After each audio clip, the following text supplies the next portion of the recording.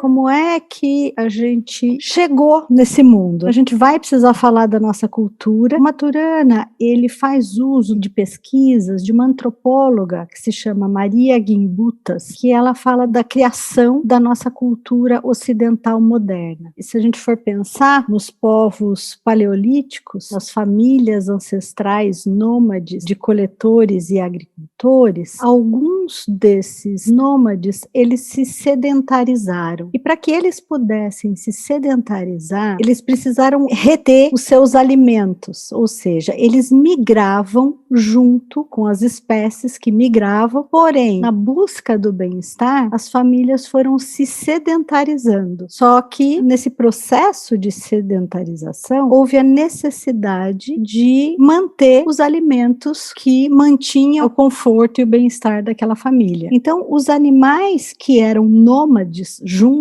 e por isso também essa família se considerava parte da natureza, porque era nômade assim como esses animais precisaram ser confinados, eles precisaram ser retidos. Então a gente tem a cultura do pastoreio, que se inicia há aproximadamente 7.000 anos atrás. E para que essa cultura do pastoreio se inicie, foi necessário uma mudança no emocionar. Então eu acho que é aí que o Maturana tem uma percepção que é bastante peculiar, né? Ele diz que as mudanças culturais, normalmente elas são explicadas de uma forma racional, mas que toda mudança cultural, ela é precedida por uma mudança emocional. Então, quando a gente imagina uma família ancestral nômade, a gente pode imaginar um desconforto. São pessoas que estão o tempo todo necessitando se movimentar para se alimentar e precisam encontrar abrigo, encontrar lugares para se fixarem, mesmo que minimamente, nessa jornada. Agora, se a gente imaginar que essa família encontra um lugar, uma caverna, onde eles podem fazer fogo, onde eles podem se alimentar, a gente entende o que é o emocionar do bem-estar, o emocionar do conforto, que é aquilo que a gente sente na nossa casa. A gente tem a nossa caverna contemporânea, que é a nossa casa. Olhando para a forma como a gente vive hoje, a gente pode inferir que determinadas coisas, elas foram conservadas pelos seres humanos e viraram hábito, viraram um modo de viver. Então, ao conservar esse sedentarismo e ao confinar os animais, a emoção da posse surgiu nessa família ancestral, ou seja, eles que eram parceiros de jornada das manadas e dos animais passaram a ser dono dos animais e das manadas. Então, essa emocionalidade da posse, ela faz com que surjam outras emocionalidades, como, por exemplo, a emocionalidade da inimizade. Porque, afinal de contas, quando a gente retém, mantém esses animais cercados, a gente passa a ter um inimigo, que são aqueles que ameaçam a nossa posse, que tentam vir comer aqueles animais que estão confinados e que a gente chamou de nosso. Então, o Maturana diz que a nossa cultura, ela nasce desse emocionar da posse e desse emocionar da inimizade. Porque o lobo, que era nosso parceiro, passa a ser nosso rival, tentando se alimentar do nosso alimento. Porque, afinal de contas, a gente começou a chamar de nosso esse alimento que a gente circunscreveu, de alguma forma. A cultura ocidental moderna, ela começa a ser forjada a partir de ser predominantemente centrada na apropriação, na hierarquia, no controle, na guerra, na obediência. Então, o que é uma cultura? São os modos de emocionar que configuram e definem condutas, ou seja, a forma como a gente age, ela é formada a partir da nossa cultura. Como essa cultura aparece, como ela se mostra, qual que é a ponta do iceberg? Os comportamentos que a gente vê que se conservam, ou seja, que deixam de ser ocasionais. Então, o Maturana, ele aponta muito fortemente para os fundamentos emocionais da cultura, porque muitas vezes a gente olha para o comportamento e tenta fazer alterações de comportamento sem que a gente se dê conta das emocionalidades que estruturam os comportamentos. E no nosso atuar de coaching, é muito importante que a gente tenha esse olhar para os fundamentos emocionais das ações. Nessa cultura que eu vou chamar de cultura de dominação, a aqui a gente tem algumas palavras que fazem parte dela, que é a vigilância e a punição, o comando e o controle, a inimizade, nós contra ele, a desconfiança, a insegurança e o medo. Então, quem faz parte desse ambiente da gestão, muitas vezes vê as pessoas orientadas por esses tipos de emoção e de funcionamento. E o que a gente hoje está bem preocupado em pensar, né, além de como é que a gente veio parar aqui, mas onde que fica a saída, né? Como é que a gente pode olhar de outras formas, porque Maturana também traz para a gente o amor enquanto a aceitação do outro como verdadeiro outro, como aquilo que nos transforma, aquilo que nos forma humanos. E aí é curioso, né, que a gente nasce e se humaniza a partir do amor e do amar, da aceitação do outro como verdadeiro outro, e muitas vezes, a partir do momento que a gente participa de uma cultura de dominação, o nosso agir passa a ser a partir da dominação, do medo e do comando e controle.